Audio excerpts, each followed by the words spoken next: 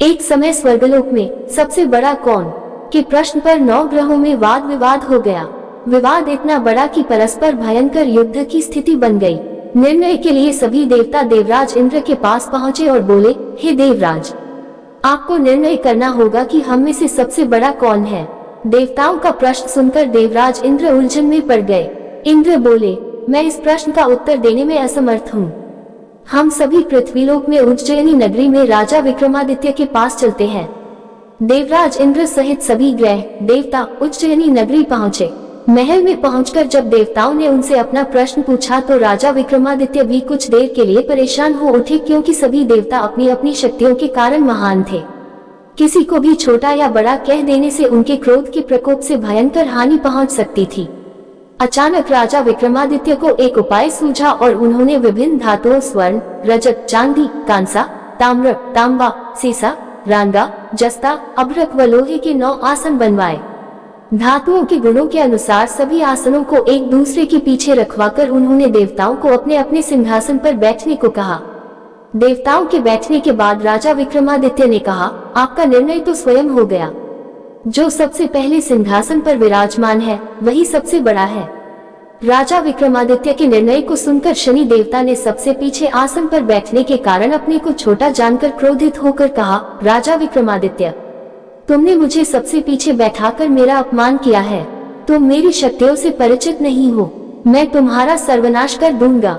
शनि ने कहा, सूर्य एक राशि पर 1 महीने, चंद्रमा 2.25 दिन, मंगल 1.5 महीने, बुध और शुक्र 1 महीने, बृहस्पति 13 महीने रहते हैं, लेकिन मैं किसी राशि पर 7.5 वर्ष 7.5 तक रहता हूँ।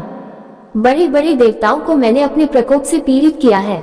राम को 7.5 के कारण ही वन में जाकर रहना पड़ा और रावण को 7.5 के कारण ही युद्ध में मृत्यु का शिकार बनना पड़ा।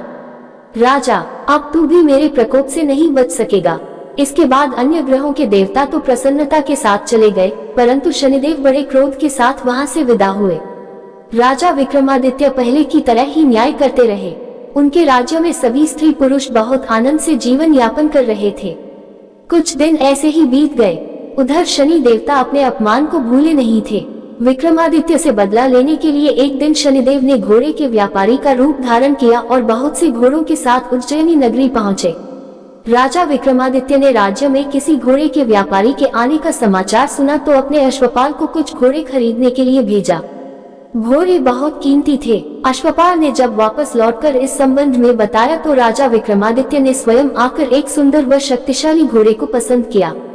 घोड़े की चाल देखने के लिए राजा उस घोड़े पर सवार हुए तो वह घोड़ा बिजली की गति से दौड़ पड़ा। तेजी से दौड़ता घोड़ा राजा को दूर एक जंगल में ले गया और फिर राजा को वहां गिराकर जंगल में कहीं गायब हो गया। राजा अपने नगर को लौटने के लिए जंगल में भटकने लगा, लेकिन उन्हें लौटने का कोई रास्ता नहीं मिला। राजा को भूख प्यास लग आई। बहुत घूमने पर उसे एक चरवाहा मिला। राजा ने उससे पानी मांगा। पानी पीकर राजा ने उस चरवाहे को अपनी अंगूठी दे दी। फिर उससे रास्ता पूछकर वह जंगल से निकलकर पास के नगर में पहुंचा। राजा ने एक सेठ की दुकान पर बैठकर कुछ देर आराम किया। उस सेठ ने राजा से बातचीत की तो राजा ने उसे बताया कि मैं उज्जयिनी नगरी से आया हूँ। राजा के कुछ देर दुकान पर बैठने से सेठ जी की बहुत बिक्री हुई। सेठ ने राजा को बहुत भाग्यवान समझा और खुश होकर उसे अपने घर भोजन के लिए ले गया। सेठ के घर में सोने का एक हार खूंटी पर लटका हुआ था। राजा को उस कमरे में छोड़कर सेठ कुछ देर के लिए बाहर गया। तभी एक आश्चर्यजनक घटना घटी। राजा के देखते देखते सोने के उस हार को खूंटी निगल गई। सेठ ने कमरे में लौटकर हार को गायब देखा तो चोरी का संदेह राजा पर ही किया, क्योंकि उस कमरे में राजा ही अकेला बैठा था।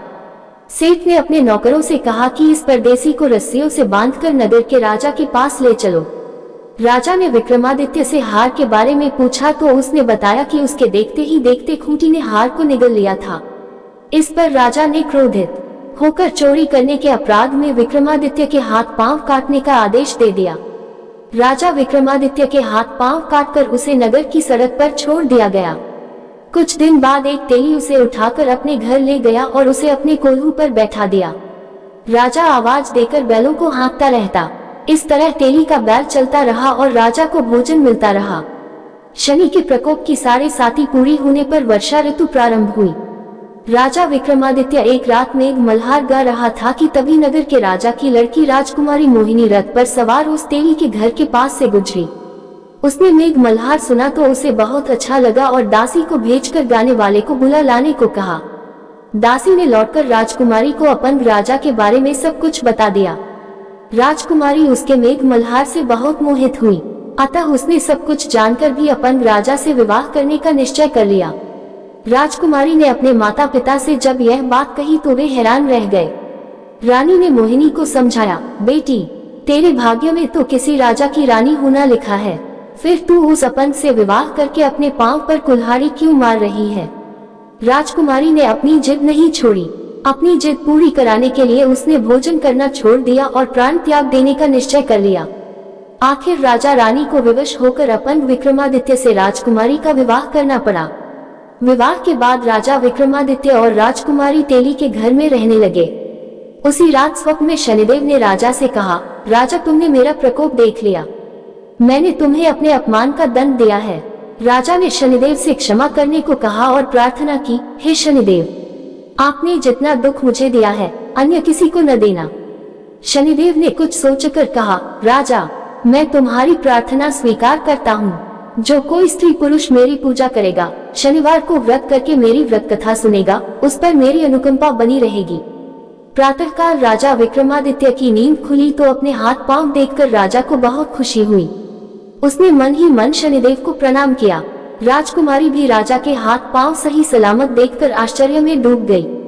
तब राजा विक्रमादित्य ने अपना परिचय देते हुए शनिदेव के प्रकोप की सारी कहानी सुनाई। सेठ को जब इस बात का पता चला तो दौड़ता हुआ तेली के घर पहुंचा और राजा के चरणों में गिरकर क्षमा मांगने लगा। राजा ने उसे क्षमा कर दिया क्योंकि ये सब तो शनिदेव के प्रकोप के कारण हुआ था। सेठ राजा को अपने घर ले गया और उसे भोजन कराया। भोजन करते समय वहां एक आश्चर्यजनक घटना घटी। सबके देखते देखते उस खूंटी ने हार उगल दिया। सेठ जी ने अपनी बेटी का विवाह भी राजा के साथ कर दिया और बहुत से स्वर्ण आभूषण, धन आदि देकर राजा को विदा किया। राजा विक्रमादित्य राजकुमारी मोहिनी और सेठ की बेटी के साथ उज्जैनी पहुंचे तो नगरवासियों ने हर्ष से उनका स्वागत किया। अगले दिन राजा विक्रमादित्य ने पूरे राज्य में घोषणा कराई कि शनिदेव सब देवों में सर्वश्रेष्ठ है। प्रत्येक स्त्री पुरुष शनिवार को उनका व्रत करे और व्रत कथा अवश्य सुने। राजा विक्रमादित्य की घोषणा से शनिदेव बहुत प्रसन्न हुए। शनिवार का व्रत करने और व्रत कथा सुनने के कारण सभी लोगों की मनोकामनाएं शनिदेव की अनुकंपा से पूरी होने लगी। सभी लोग आनंद पूर्वक रहने लगे।